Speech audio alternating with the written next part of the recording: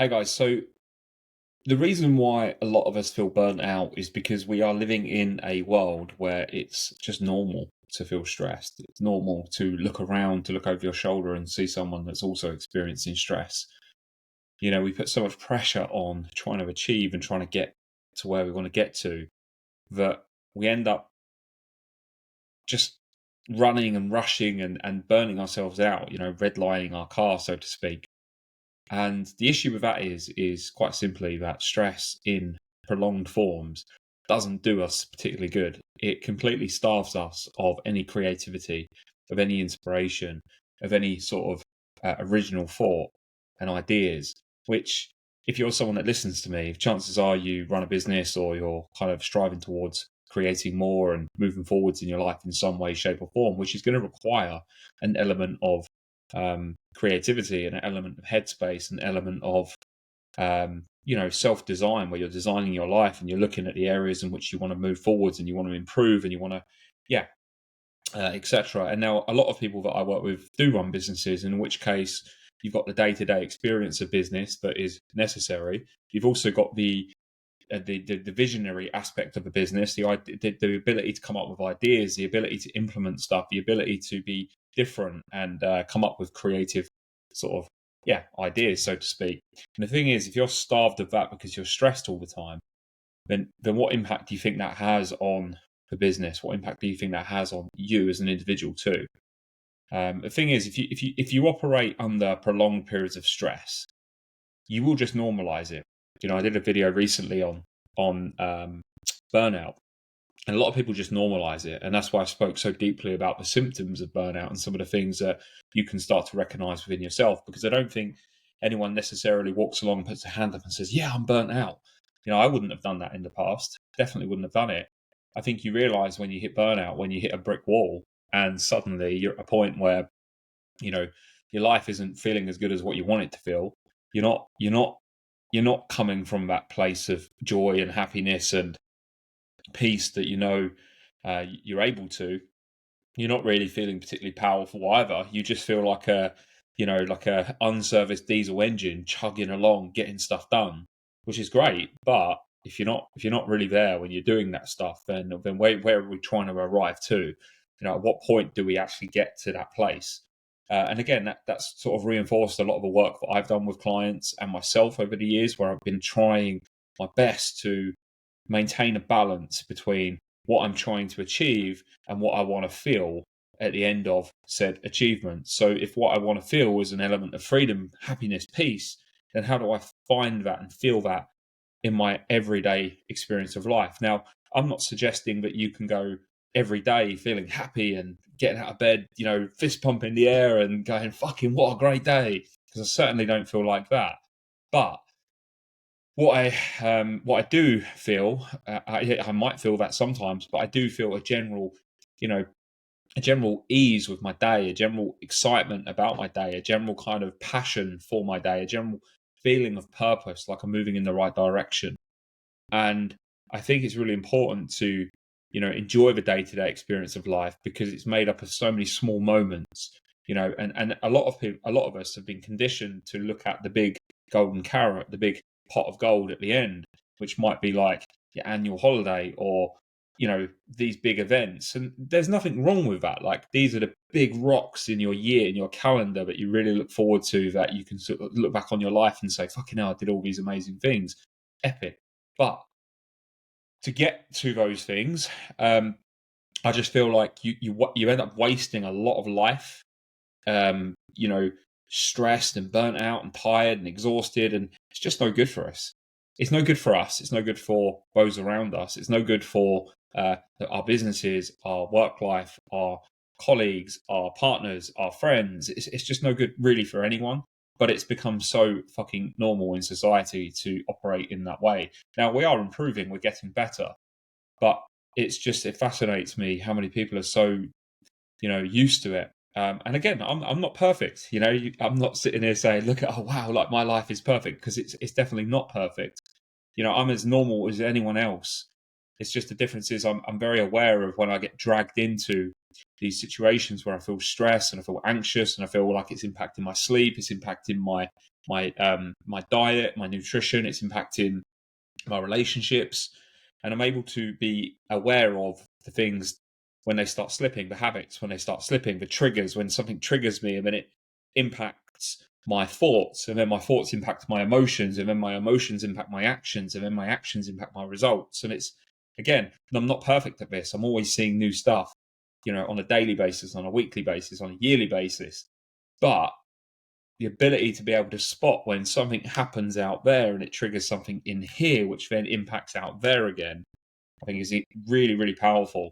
And a lot of people, they might say, Chris, what do you do in a nutshell? It's pretty much that, really. Like, my job as a coach is to help you become more aware of your situation, help you become more aware of your thoughts, your feelings, your emotions, and how much of an impact that's actually having on your life, like good or bad.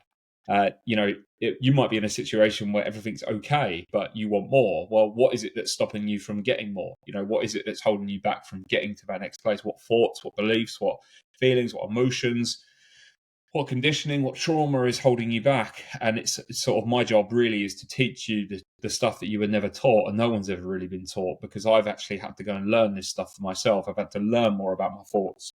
I've had to learn more about my feelings. I've had to learn more about my emotions. I've had to learn more about somatic processes to process emotions that are trapped in my body. I've had to learn more about my nervous system. I've had to learn how the connection between a thought or a perception that's something I see out there, or something that happens to me in the real world, and how that triggers my mind and how that triggers my nervous system, and what my go-to reactions are, and how to kind of soothe those, or at least how to sort of get out of those. Because my biggest challenge before was that, whenever I was sort of caught in a spiral of thought, of darkness, it would take me out of the game for like weeks, for months, and that would really have a detrimental impact on my productivity, my general enjoyment of life, my creativity, which genuinely, costs us big time. It can cost you money in your business. It can cost you relationships. It can cost you time.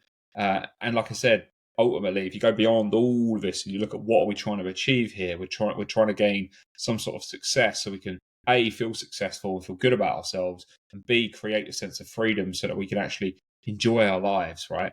That's what most people are doing this for.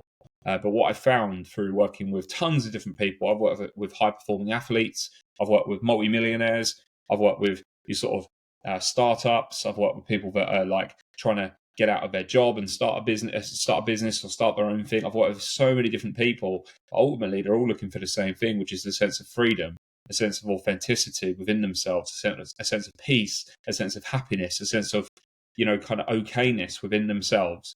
And to feel alive and to feel excited by life and to feel like, life is a game, it's a journey, it's this kind of fun mission that we get to embark on. But what happens is, if you spend your days feeling quite numb and dissociating from your experience of life becomes smaller, it shrinks, right? And then what happens is you just keep practicing the same thought patterns, the same thought habits over and over again, and they compound, and then it starts to create a new experience for you, and ultimately that's why people hire me, is because they need a little bit of help just cracking that open.